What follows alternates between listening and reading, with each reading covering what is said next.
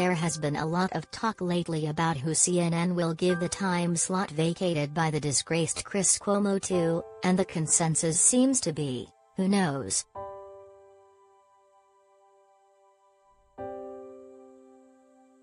Among the people filling in have been Jim Acosta, Coates Brianna Keller, and Michael Smerconish.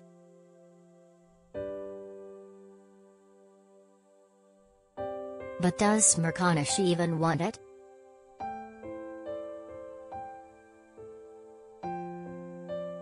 I don't know if it's a job I want, candidly, Smerconish, 59, said in a recent interview. If you had asked me that question 10 years ago I would have had a different answer, but I'm in a pretty good place, doing things that I mostly enjoy.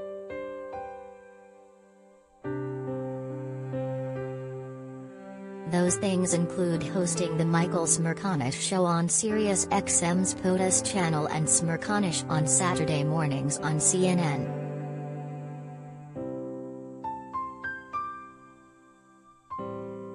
On the other hand, if Jeff Zucker, CNN's president, called him and said to me this is something I want and need you to do, I would take a serious look at it, Smerconish said. But I've not had any conversation with anybody, no email, no text, no nothing. I just keep doing my job.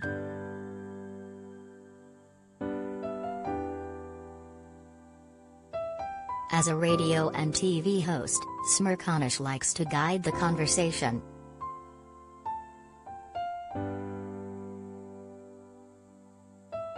A conversation with Smerconish, not surprisingly, is a conversation with someone who likes to talk, and as a host he likes to guide the path.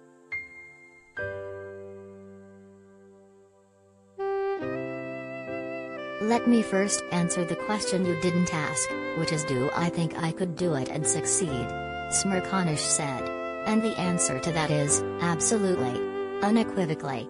There is a vacuum, and I am out there trying to prove every single day that there is a market for someone like me.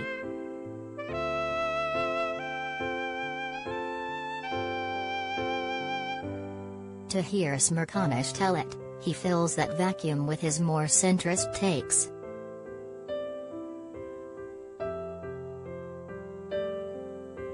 When I say that there's a void or a vacuum I should be clear, I'm not talking about CNN, he said.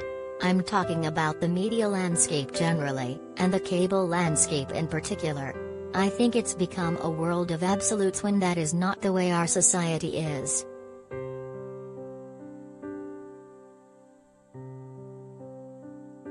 That has not been his experience away from the microphone and the studio, Smerconish said.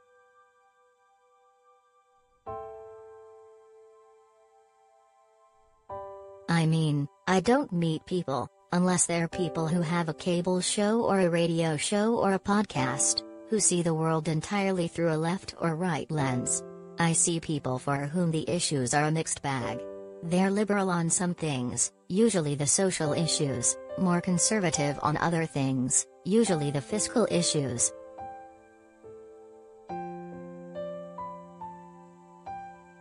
You would never know they exist by tuning into the media.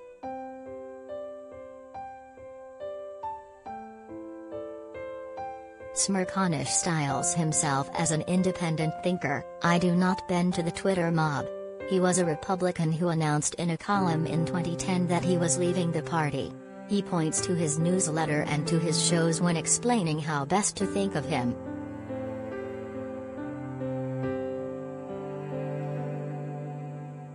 I tell people if you read the newsletter any one day or you listen to me on radio any one day or CNN any one day you might come away thinking this guy's left of center, this guy's right of center, he said.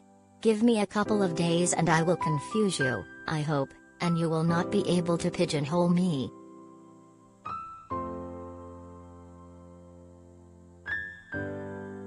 Media fuels polarization.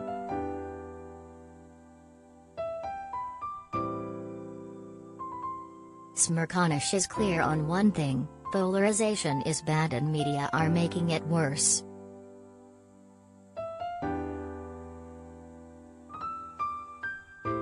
When I rank the factors that have driven us into the ditch, there are a whole bunch of them, but the media influence is at the top of the list, he said. Sounds odd from a guy who makes his keep behind a microphone, but that's the way I see it.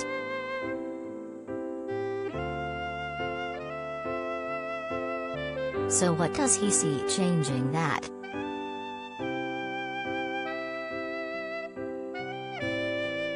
I fear that bottoming out is going to get us back to where we need to be, he said.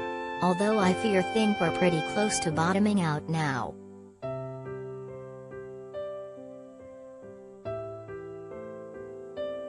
We may be closer than you think, he believes, when asked what he would define as the bottom.